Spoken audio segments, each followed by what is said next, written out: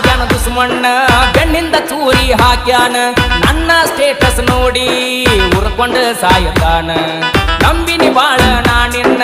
ಹಿಂಗ್ಯಾಕ ಮಾಡಿದೋ ಮಗನ ನಿಮ್ಮಂತವರಿಂದಾಗತೈತಿ ನೋಡೋ ದೋಸ್ತಿಗೆ ಅವಮಾನ ನೋಡಿ ಮಾಡರಿ ಅಂತ ಹೇಳ್ತಾರೆ ಮಣಿಯಾಗ ಗೆಳತಾನ ಜೋಡ ಇದ್ದ ಬೆನ್ನಿಗೆ ಚೂರಿ ಹಾಕುದು ಧರ್ಮೇನ